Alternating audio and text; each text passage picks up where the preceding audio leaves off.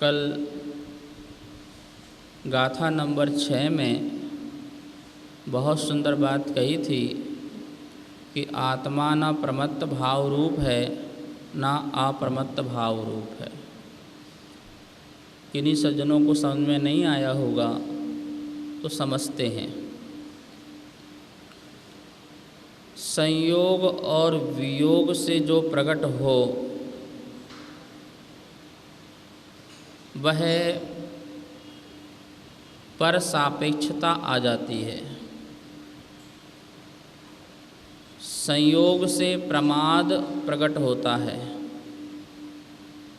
और उसी कर्म के वियोग से अप्रमत्त प्रकट होता है।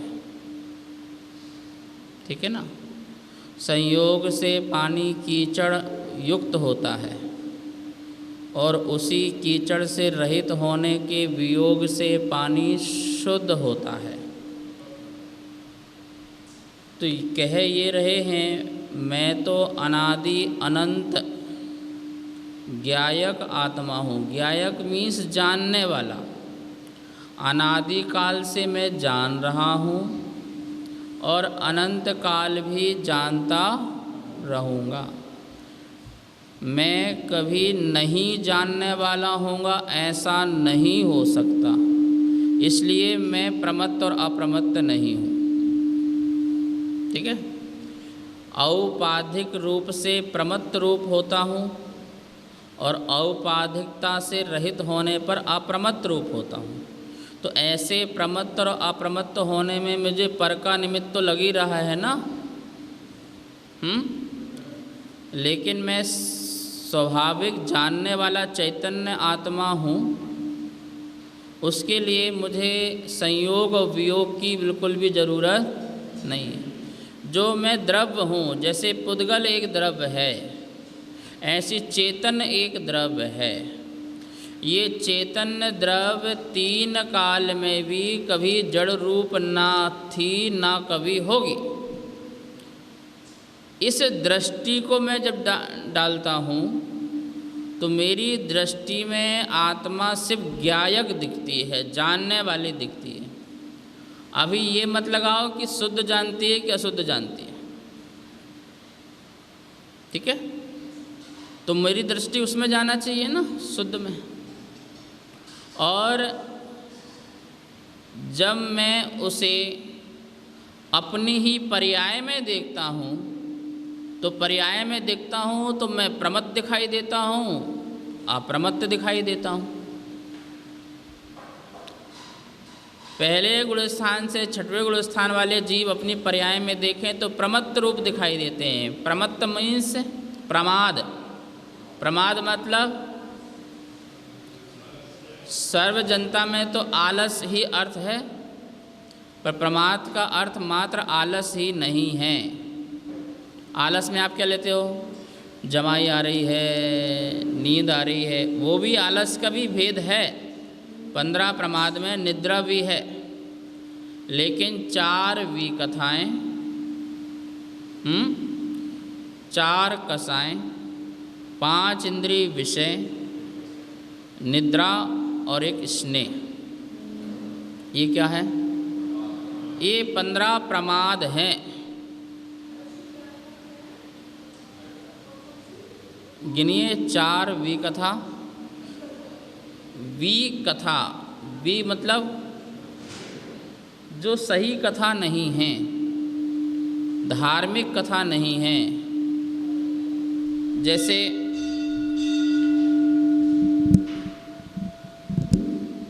भोजन कथा। अब लोग 24 घंटे भोजन की बातों में लगे रहें तो ये कौन सी कथा है? ये प्रमाद है कि अप्रमाद है? आप होश में हैं कि बेहोश में हैं? आप अपने शुभ उपयोग में हैं या अशुभ उपयोग में हैं या शुद्ध उपयोग में हैं? तो शुद्ध उपयोग में नहीं हैं तो आप नियम से अच्छे भोजन की चर्चा करना, खराब भोजन की चर्चा करना, दोनों ही अशुद्ध हैं। तो बोले ये अशुद्ध उपयोग हो गया। अशुद्ध उपयोग इक्वल टू शुभ और अशुभ। और इससे परे शुद्ध उपयोग, ठीक है ना। तो अपन उपयोग के दो ही भेद करते हैं, शुद्ध और अशुद्ध। और अशुद्ध में आप दो छांट लेते हैं, महाराज जी की आहार की चर्चा करना और अपने घर के भोजन की चर्चा करना।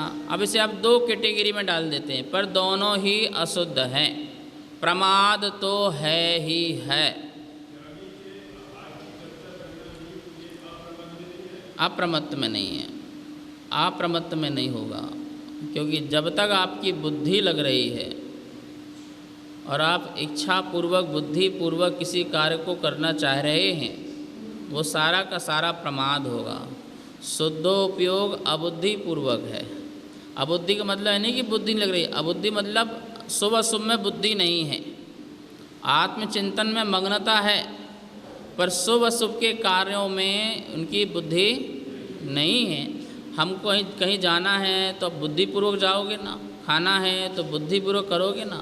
लेकिन आत्ममग्न होने पर जो शुभ अशुभ की क्रिया हैं उसमें कोई उपयोग नहीं जाना। अशुभ काम नहीं करना का विकल्प नहीं आना और शुभ काम करने का भी विकल्प नहीं आना, इसका नाम शुद्ध उपयोग है। तो आत्मा जो है वह चैतन्य परिणाम से, जानने मात्र से, क्योंकि आत्मा का स्वभाव मात्र जानना है। जब हम दृष्टि इसमें डालते हैं तो आत्मा ना प्रमत्त रूप है और ना अप्रमत्त, ये बताना चाह रहे हैं। और हमारा लक्ष्य वही है, सिर्फ जानना। कारण परमात्मा और एक कार्य परमात्मा। क्या बोले? कारण परमात्मा और एक कार्य परमात्मा। नियम सार ग्रंथ में आचार्य भगवान ने बहुत अच्छा खुलासा किया है। हर कार्य कारण के बिना नहीं होता। जो भी कार्य होगा उसमें कारण जरूर चाहिए ही चाहिए। अब कारण दो प्रकार के, एक स्वयं ही कारण और एक पर कारण। कितने कारण? जिसके अपन निमित्त कारण और उपादान कारण भी साइंटिफिक शब्द मतलब टेक्निकल वर्ड जैनिज्म में बोल सकते हैं। क्या बोल सकते हैं? निमित्त कारण और उपादान कारण। उपादान कारण मतलब अपनी स्वयं की शक्ति, जिसमें कार्य होने की शक्ति है वो उपादान कारण, और जिसमें कार्य कराने की शक्ति है वो कार्य करा नहीं सकता पर निमित्त बन सकता है। क्या बन सकता है? जैसे बीज के लिए किसान निमित्त है तो वो निमित्त कारण है, लेकिन बीज में स्वयं पौधे बनने की शक्ति नहीं होगी तो कभी पौधा रूप में नहीं आ सकता, तो वो उपादान शक्ति है। जैसे मिट्टी में घड़े होने की शक्ति है तो वो कौन सा कारण है? वो कौन सा कारण है? उपादान कारण है। और कुम्हार उस घड़े को बनाने में कारण है तो वो कौन सा कारण है? कौन सा कारण है? निमित्त कारण है। कुम्हार हेतु है, निमित्त है, प्रत्यय है। अब प्रत्यय बोलो, निमित्त बोलो, हेतु बोलो, कारण बोलो, सब एकार्थवाची हैं। योग्यता बोलो, कार्य बोलो, होनहार बोलो, भवितव्यता बोलो, समर्थ उपादान बोलो, नियति बोलो, ये सब एकार्थवाचक शब्द हैं। ठीक है ना? घबराना नहीं, सुनते जाओ बस, पूरे समय सार में हर चीज़ समझ में आएगी। आप लोग सुन रहे हैं, शाबाश, पर घबराना नहीं बिल्कुल भी। एक शब्द भी समझ में आए तो आनंद लेना। कारण परमात्मा और कार्य परमात्मा। कारण कितने प्रकार का? कितने प्रकार का? एक तो वस्तु की अपनी स्वशक्ति, वो कौन सा कारण? उपादान कारण। और उस वस्तु को जो बाह्य कारण मिले पर द्रव्य के निमित्त मिलें, वो कौन से कारण? वो कौन से कारण? प्रत्येक उपादान कारण को निमित्त कारण मिलता ही मिलता है। क्या? प्रत्येक उपादान कारण को निमित्त कारण मिलता ही मिलता है, लेकिन निमित्त कारण से उपादान कारण की कार्य सिद्धि नहीं होती है। जब भी कार्य सिद्धि होगी अपने उपादान कारण से ही होती है। इसलिए निमित्त कुछ करता नहीं है और निमित्त के बिना कुछ होता। बात समझ में? ये सिद्धांत है। निमित्त कुछ करता नहीं है, यह निश्चय है, और निमित्त के बिना कुछ होता नहीं है, ये व्यवहार है। हम आपको पढ़ा रहे हैं, हम निमित्त बन रहे हैं ना, ये हम व्यवहार है। और आप स्वयं समझने की योग्यता और शक्ति रखते हो, वो कौन है? वो आप, वो निश्चय है, वो आपका स्वयं का उपादान कारण है। तो कारण परमात्मा और कार्य परमात्मा। तो कारण से ही क्या सिद्धि होती है?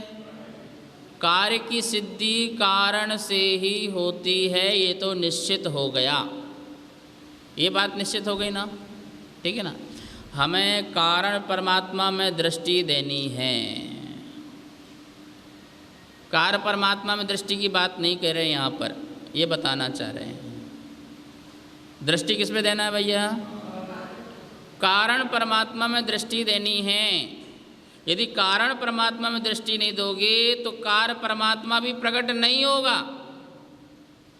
क्योंकि सिद्धांत है, न्याय है, नीति है, कारण के बिना कार्य नहीं होगा। और जब कारण में दृष्टि देते हैं तो पुरुषार्थ सामने आता है, बिना उसके पुरुषार्थ भी सामने नहीं आ सकता है। फॉर एग्जाम्पल, जैसे किसान ये जानता है कि इस बीज में वृक्ष होने की शक्ति है, तो कारण परमात्मा को देखा उसने। क्या देखा? ठीक है ना? तो मेहनत करेगा कि नहीं करेगा? खेत में डालने का, पानी डालने का पुरुषार्थ करेगा नहीं करेगा? और यदि उसे पता चल जाए कि इसमें शक्ति नहीं है, तो बोलो क्या करेगा फिर? फिर एक पल भी मेहनत नहीं करेगा वो।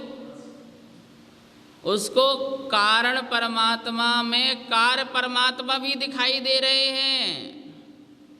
क्या दिखाई दे रहे हैं? अभी कार्य परमात्मा प्रकट नहीं है। क्या नहीं है? बात समझ में आ रही नहीं आ रही? कार्य परमात्मा प्रकट नहीं है। जैसे मान लो एक शिल्पकार है, उसको कारण परमात्मा यह है कि इससे प्रतिमा, पर उस कारण परमात्मा में उसे कार्य परमात्मा भी दिखाई दे रहा है, जो अभी पर्याय में प्रकट नहीं है, अवस्था में प्रकट नहीं है, हालत में प्रकट नहीं है, बिल्कुल उसका आविर्भाव है, पूर्णता से अभाव है। एक अंश भी नहीं है कार्य में, एक अंश भी परमात्मा की प्रतिमा उसमें नहीं है, एक अंश भी बीज में पेड़ नहीं है, एक अंश भी हमारे आत्मा में केवल ज्ञान नहीं है। बिल्कुल पूर्णता से आत्मा में केवल ज्ञान का अभाव है नियम से, लेकिन केवल ज्ञान होने की पूर्ण शक्ति है। इसी को सम्यक दर्शन कहते हैं। ध्यान रखना, कारण परमात्मा में विश्वास करना सम्यक दर्शन है, और कार्य परमात्मा को प्रकट करना सम्यक चारित्र है। क्या है सम्यक चारित्र? क्या है? मेहनत करना, पुरुषार्थ करना, परिश्रम करना, वैसे साधन इकट्ठे करना, फिर उस तरह से अपने में रमना, आनंद लेना। जब वो फसल आएगी तो अनुभूति करेगा नहीं करेगा किसान? जब वो मूर्ति बनेगी तो वो शिल्पकार अनुभव करेगा नहीं करेगा? ऐसे ही पहले कारण परमात्मा श्रद्धा, मैं परमात्मा हूँ, मैं सिद्ध हूँ, मैं ज्ञायक हूँ, मैं प्रमत्त अप्रमत्त नहीं हूँ। मैं ज्ञायक हूँ, मैं ध्रुव हूँ, मैं चैतन्य हूँ, मैं समरसी भाव हूँ, मैं टंकोत्कीर्ण परमात्मा हूँ। टंकोत्कीर्ण समझ में आता? टंक से उत्कीर्ण, टंक बोलते छेने को, उससे उत्कीर्ण, जैसा बिल्कुल है वैसे ही, उसमें कोई अंतर परिवर्तन नहीं। ऐसा मैं परमात्मा हूँ, ऐसी श्रद्धा करने का नाम सम्यक दर्शन। क्या करने का नाम? जैसे किसान ने उसमें श्रद्धा की तो पुरुषार्थ हुआ, ऐसे मैं अपने पर श्रद्धा करूं कि मैं सिद्ध हूं, नहीं सिद्ध स्वरूप हूं, सिद्ध समान हूं। देखो एक लाइन याद रखो, मैं भगवान बन सकता हूं, मैं भगवान हूं, बोलो, और भगवान बन सकता हूं। दो बात आ गई। मैं भगवान हूं, बोलिए, और भगवान बन सकता हूं। अरे महाराज दो बातें क्यों कर रहे हो?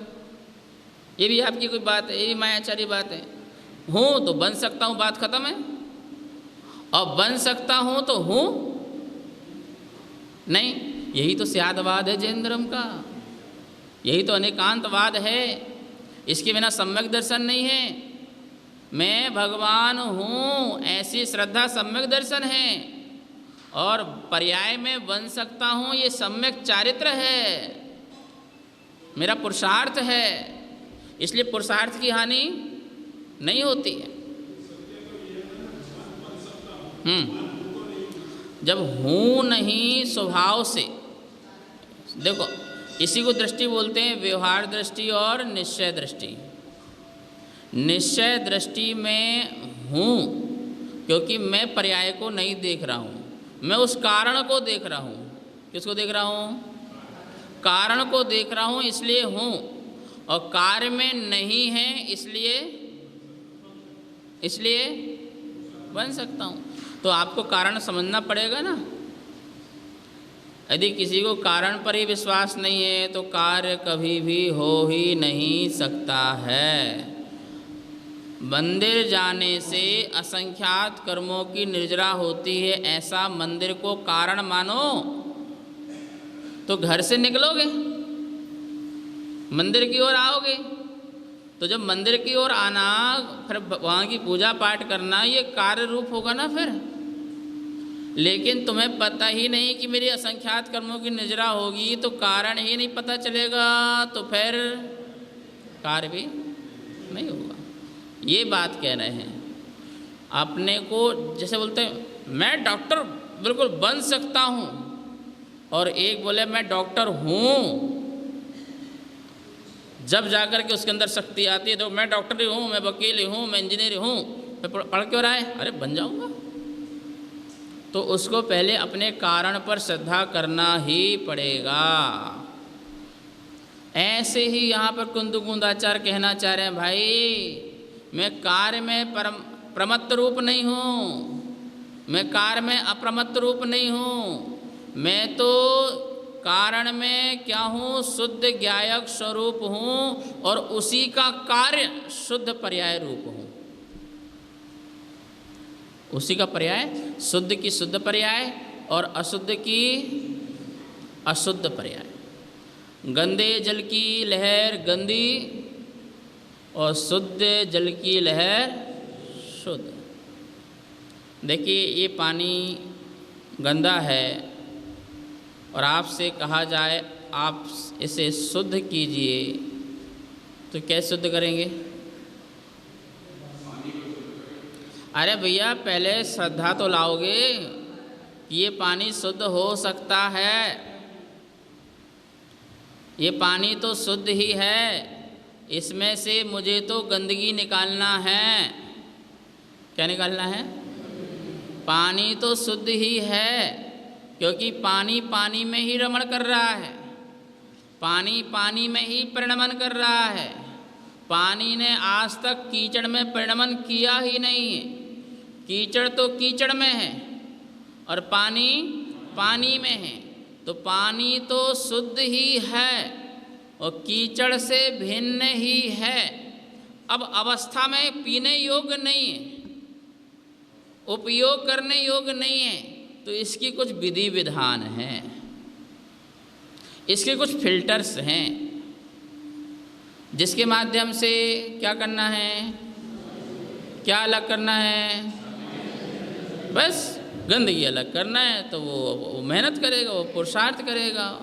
बस यही बात यहाँ कुंद देव कहना चाह रहे हैं, भैया प्रमत्त परिणाम भी जो है वो मेरा कार्य है, पर वो अशुद्ध है, अप्रमत्त भी अशुद्ध ही है। बोले दोनों पर्याय मैं नहीं हूँ, मैं तो एक ज्ञायक स्वरूप आत्मा हूँ, उस अवस्था को जानने वाला, क्योंकि प्रमत्त संयोग से प्रकट हुआ है और अप्रमत्त संयोग के वियोग से प्रकट हुआ है। तो जो संयोग वियोग से प्रकट हो वो मैं नहीं हूँ, क्योंकि संयोग वियोग में पर का निमित्त लगेगा। क्या लगेगा?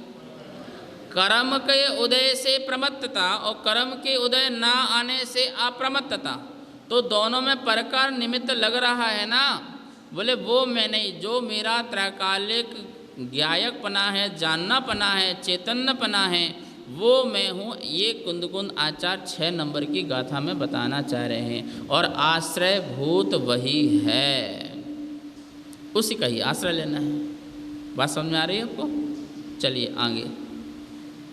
अब आगे गाथा नंबर 7 में व्यवहार और निश्चय ने 2 की बात करते हैं। व्यवहारेणु वदिष्यति,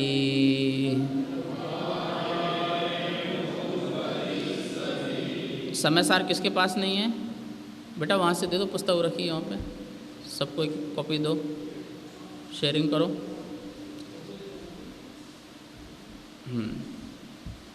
कल कुछ और समय सार निकाल लेना। ये रखिए, यहाँ दे दो, पीछे पुस्तक पीछे ही रखा करो, आगे नहीं, तो वहाँ से उठा ले करेंगे। बच्चे यहाँ पर इधर आओ, यंग बच्चे मेरे सामने आओ, यहाँ पर यंग वाले यहाँ सामने बैठो, मेरे पास बैठो, यहाँ पर इधर आओ, इधर आओ। हाँ, आप ही तो भविष्य हो समय सार के। हाँ, व्यवहारेणु वदिष्यति नाणिस्स चरितदंसनं नाणं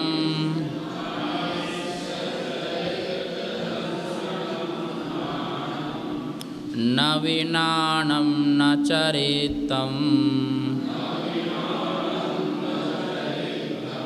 न दंसनं जानगो शुद्धो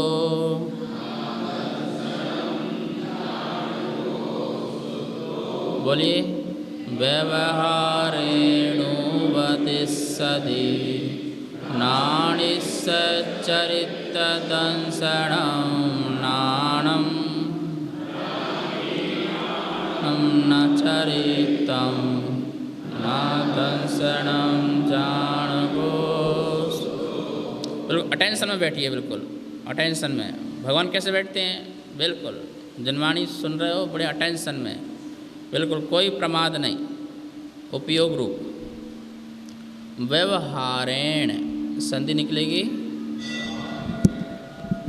व्यवहारेण उपदिश्यति, व्यवहारेण उपदिश्यति, उपदिश्यति व्यवहार से उपदिश्यति कहे जाते हैं। व्यवहारेण व्यवहारने से, व्यवहारेण तृतीया का एक वचन आप लोगों ने पढ़ा है संस्कृत है। कर्ता ने कर्म को करण से, बस करण से चलाओ। बालकः बालकहो बालकः, बालकं बालकहो बालकान, बालकेन क्या आता है? तृतीया के एक वचन में बालकेन। व्यवहारेण व्यवहार से, आगे ना, व्यवहार से उपदिश्यति कहे जाते हैं। नाणिस्य ज्ञानी के, नाणिस्य षष्ठी का एक वचन ज्ञानी के, षष्ठी में क्या होता है? का, की, के। क्या होता है? का, की, के। राम का, राम की, राम के। ऐसे ज्ञानी के, ना निश्चय ज्ञानी के। चरित्र दर्शन नानम, ज्ञानी के दर्शन है, ज्ञान है, चारित्र है, ऐसा व्यवहार से कहे जाते हैं। ज्ञानी में क्या है? आत्मा में, ज्ञानी मतलब आत्मा में ज्ञान है, आत्मा में दर्शन है, आत्मा में सुख है। चारित्र मतलब सुख ही है। और आत्मा में सुख है, आत्मा में शक्ति, आत्मा में अनंत गुण हैं, अनंत धर्म हैं, अनंत शक्ति हैं। ऐसा जब हम किसी को समझाते हैं या द्वासांग समझाता है तो ये व्यवहार पक्ष है। व्यवहार समझाने के लिए होता है। किसके लिए होता है? निश्चय समझने के लिए होता है। किसके लिए होता है?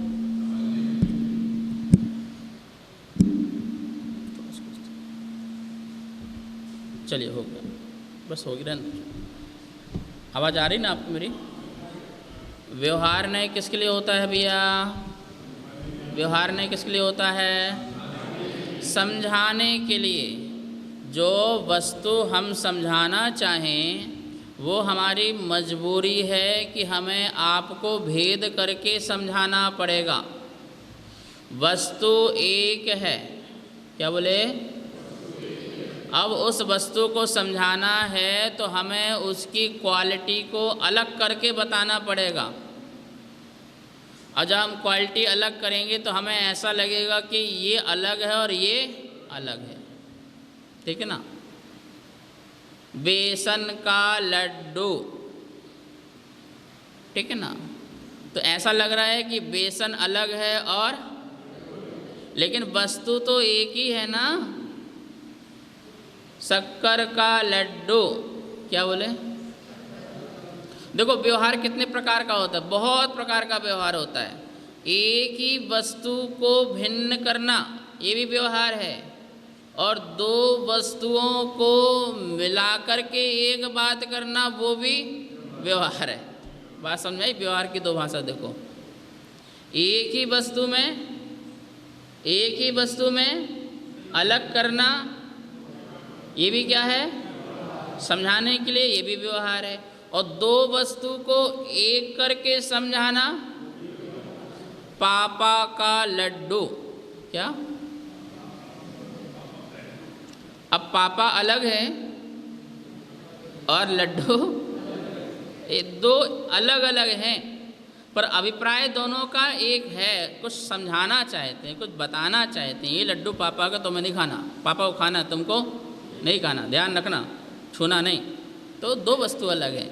हम मनुष्य जीव, त्रियंच जीव, नारकी जीव, दो वस्तु भिन्न है। ये पुद्गल अलग है और आत्मा। दो द्रव्य को एक करके वर्णन करे वो भी व्यवहार। दो द्रव्य को मिक्स करके वर्णन करे वो भी व्यवहार, वो भी स्यादवाद। स्यादवाद इज इक्वल टू व्यवहार। स्यादवाद इज इक्वल टू अनेकांतवाद इज इक्वल टू निश्चय। अनेकांतवाद इज इक्वल टू निश्चय। एक ही समय में अनंत धर्म एक साथ अभेद रूप से रहें, वह निश्चय, वह प्रमाण, वह अनेकांत। और एक ही वस्तु को एक ही समय में अलग अलग बताया जाए, समझाया जाए, भिन्न भिन्न किया जाए, वो स्यादवाद। इसलिए स्यादवाद वचन का विषय है और अनेकांत ज्ञान का विषय है। अनेकांत किसका विषय है? ज्ञान में एक बार में अनंत धर्म एक साथ झलक जाए अभेद रूप से, कोई दिक्कत नहीं है। पर वचन में आपके असक अनुष्ठान है, आप बता ही नहीं सकते, आपको व्यवहार पक्ष से ही बताना पड़ेगा। इसलिए पूरा का पूरा द्वासांग स्यादवादमय रूप है। स्यादवाद अनेकांत की सिद्धि के लिए है। किसकी सिद्धि के लिए है? किसकी सिद्धि करता है स्यादवाद? अनेकांत की सिद्धि करता है। क्योंकि वस्तु, देखो ऐसे करो हाथ, ऐसे करो, कल्पना से लड्डू रख लो, खाना मत, क्या रख लो? ये लड्डू अनेकांत है, प्रमाण है, कोण है, एक वस्तु है। लड्डू क्या है? क्या है लड्डू? अनेकांत। अब ये स्यादवाद, अब स्यादवाद इसके बारे में क्या क्या कह सकता है, कितना वर्णन कर सकता है, इसको समझाने के लिए बताइए।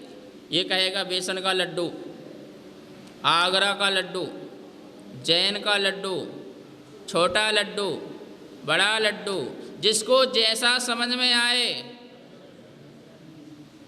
इसके पास बहुत शब्द हैं, बहुत शब्द हैं, पर लड्डू तो लड्डू है ना, वो अनेकांत है।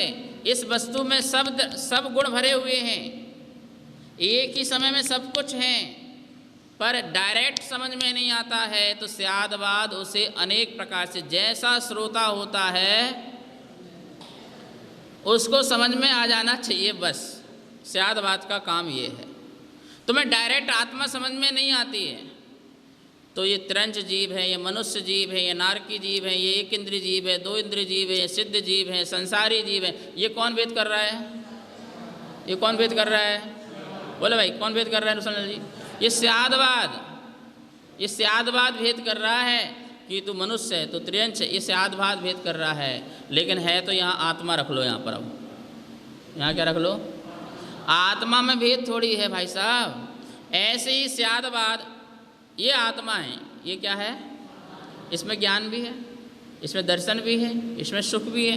तो आत्मा बोलने में ज्ञान दर्शन सब आ गया कि नहीं आ गया?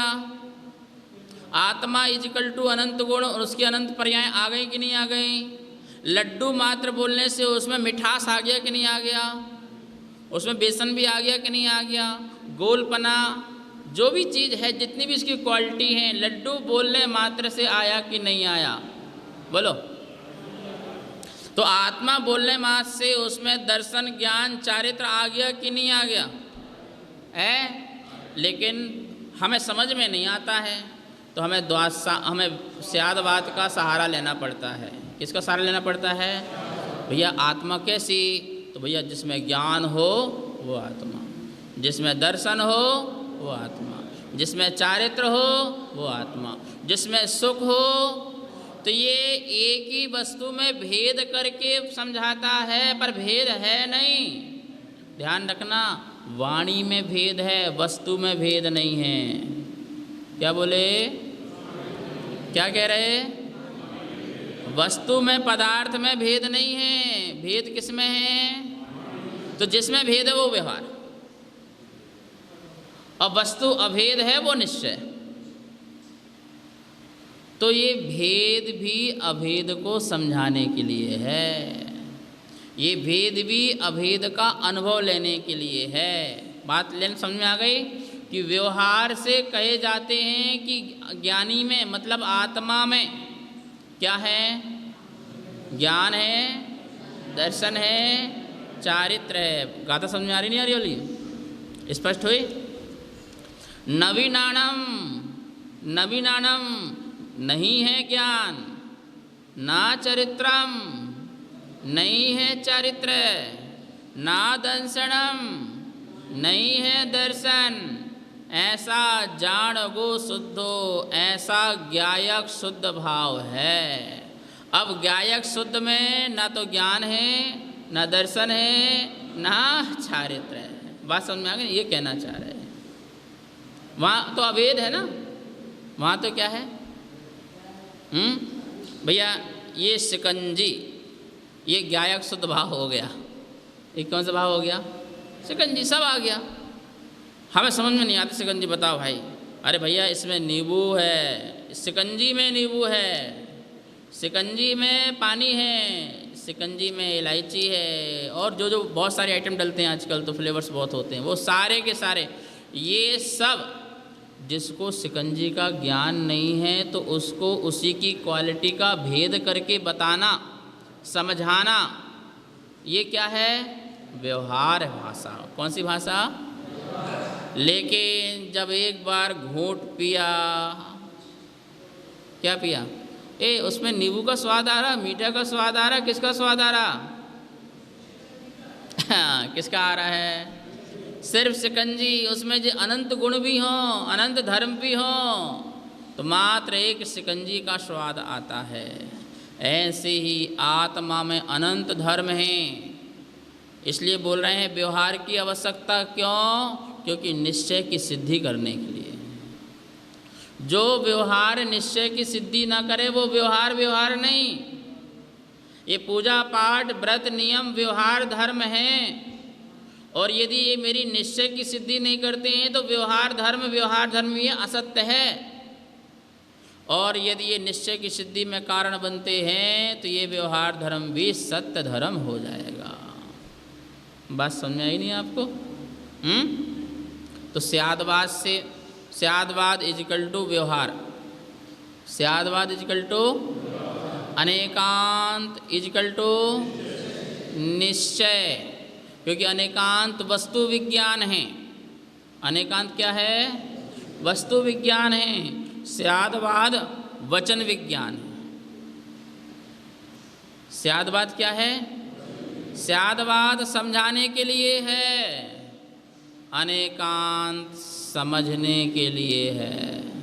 समझाने में 2 व्यक्ति 4 व्यक्ति चाहिए, शास्त्र चाहिए, ज्ञान चाहिए, बहुत सारी चीज़ चाहिए जो आपको समझा दे और समझ में आ जाए तो क्या हो गया? अनुभव निश्चय हो गया ना। बात समझ आ रही नहीं आ रही? अनुभव निश्चय हो गया। तो यहाँ पर आचार्य कह रहे हैं, अरे व्यवहार से धर्म को धर्मी से अलग करना। क्या करना? धर्मी और धर्म, ज्ञान और ज्ञानी।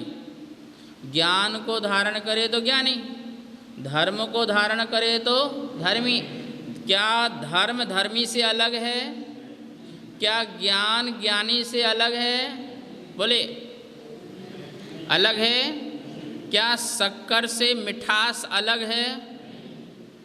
क्या अग्नि से उष्णता अलग है? क्या जल से शीतलता अलग है? लेकिन यदि आपको जल का वर्णन करना पड़े तो कैसे वर्णन करोगे? हमें जल समझ में नहीं आता, भाई हमें बताओ जल क्या होता है। अरे भैया जल में ये लवण होता है, जल में शीतलता होती है, जल में मिलंस होते हैं, जल में क्या क्या होते हैं, बहुत सारी चीज़ें होती हैं। आप करते जाओ ना वर्णन जितना करना है। तो क्या आपके वर्णन करने से वो चीज़ें जल से अलग हो गई क्या? तो स्यादवाद मजबूरी है, अनेकांत बहुत जरूरी है। क्या बोले? स्यादवाद क्या है? अच्छा व्यवहार मजबूरी है कि नहीं बताइए आप। तुम्हें डायरेक्ट चीज़ समझ में आ जाए तो क्या आवश्यकता है व्यवहार की? फिर पर आ ही नहीं सकती है। इसलिए देवशास्त्र गुरु का निमित्त लेते हैं, वरना देवशास्त्र निमित्त की आवश्यकता ही क्या है? तो व्यवहार मजबूरी है। बोलो निश्चय बहुत, स्यादवाद मजबूरी है, अनेकांत। स्यादवाद की सिद्धि के लिए नहीं, अनेकांत की प्रसिद्धि के लिए है। स्यादवाद से क्या सिद्ध करना है? अनेकांत प्रसिद्ध करना है, अनेकांत सिद्ध करना है। ठीक है ना? हाँ, घर के काम मजबूरी हैं। बोलो मंदिर का काम बहुत जरूरी है। तो अशुभ व्यवहार क्या हो गया? मजबूरी। अशुभ व्यवहार क्या हो गया? और शुभ व्यवहार क्या हो गया? अब शुभ व्यवहार मजबूरी है। बोलो शुद्ध बहुत जरूरी है। बात समझ में आ रही नहीं आपको? है दुकान जाना जरूरी है कि मजबूरी है? धन कमाना जरूरी है कि मजबूरी है? मजबूरी है। और मंदिर आना, जाप करना, स्वाध्याय करना, अभिषेक करना जरूरी है। एक पक्ष। अब दूसरा पक्ष, मंदिर आना मजबूरी है, जाप करना मजबूरी है, स्वाध्याय अभिषेक करना मजबूरी है, और आत्मा में मग्न होना बस बात खत्म। खेल, यही तो धर्म हो, क्या बात है? इतनी सी तो बात है जैन दर्शन में, और इसके लिए इतने बड़े सारे ग्रंथ लिख गए हैं, इतने सारे शास्त्र लिख गए। अच्छा तो आ गया, समय हो गया, एक बार हिंदी अर्थ पढ़ते हैं।